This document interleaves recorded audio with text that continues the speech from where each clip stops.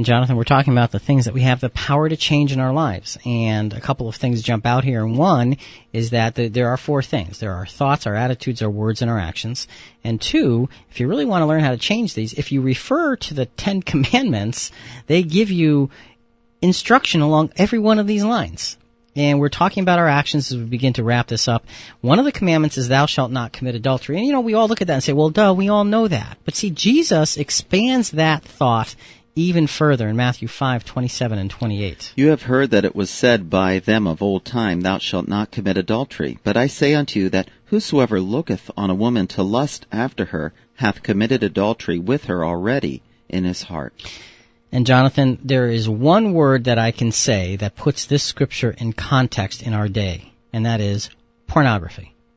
And you think about that in the context of this scripture, and that's a very sad, sad statement, because Jesus is saying, you know, this is a scripture really about respect. It really, truly is. It's about honor and respect.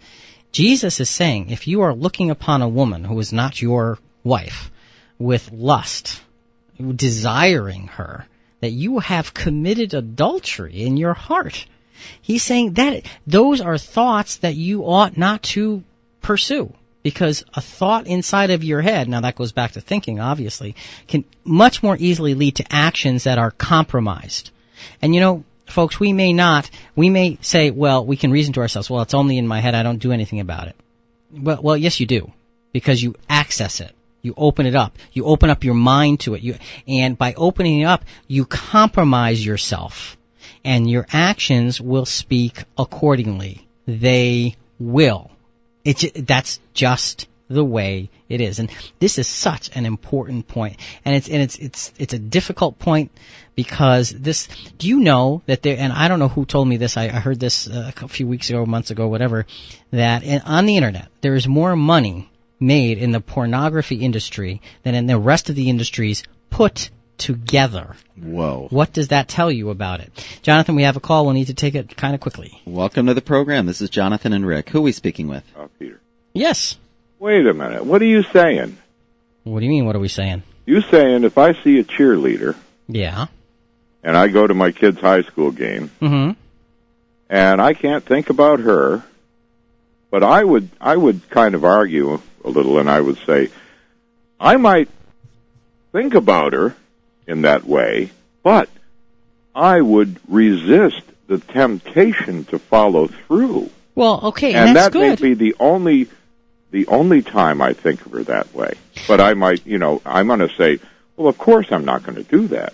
Well, okay, now understand very clearly here. I think what the context of what Jesus is saying is, if a thought passes through your head, you just let it keep going right through and go away. Well, that does all day. Okay. I mean, that goes without saying with That's me. okay, but if you take that thought and say, boy, would I like to, you're walking on ground that is inappropriate, period. And that's then what that Jesus thought, is saying. But you don't keep thinking about it. Well, but I know, but if you entertain it, that's the problem. Again, if it passes through your head and goes in one side and out the other and is gone, that's one thing. But if you allow it to stop or slow down and just sort of saunter on through your mind, that, to me, that's, Jesus is saying that is not appropriate.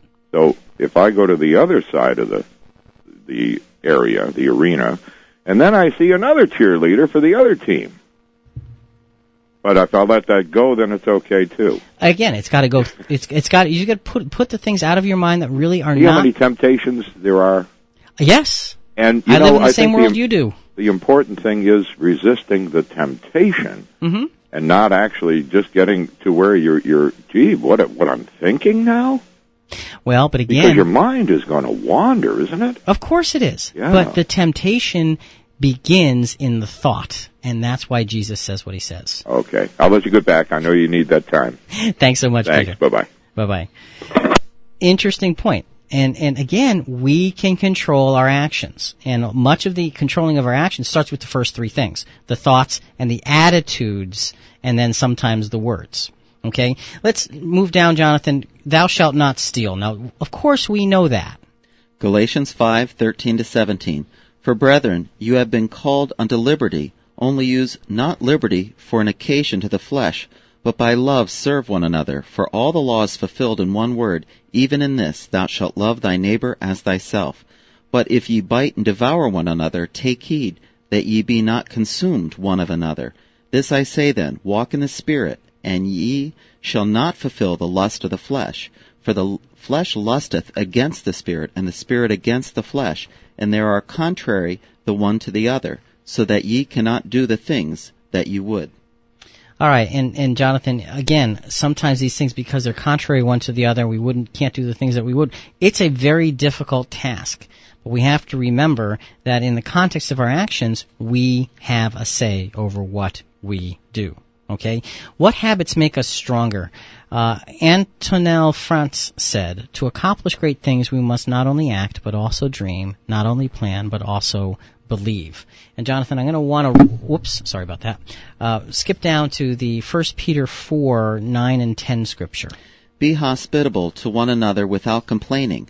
Like good stewards of the manifold grace of God, serve one another with whatever gift each of you has received. And I think this really begins to sum up the habits that make us stronger. It talks about being hospitable to one another without complaining. Now see, interesting combination. It's saying be hospitable, and we all say that, but it says without complaining. And I think the complaining is not only out in the words that you speak, but under your breath as well, without murmuring. Like good stewards of the manifold grace of God, serve one another with whatever gift each of you has received. We've been given gifts, we've been given talents, we've been given abilities, we've been given opportunities. Our actions ought to be saying, okay, we've been given these things. How can we use them? To the betterment of the world around us. That's how to get our actions in order. How do you break a habit? By making a new one.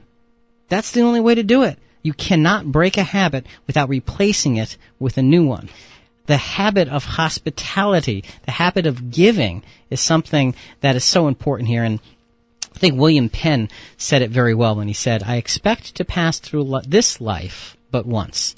If, therefore, there can be any kindness I can show, any good thing I can do to any fellow being, let me do it now, for I shall not return this way again.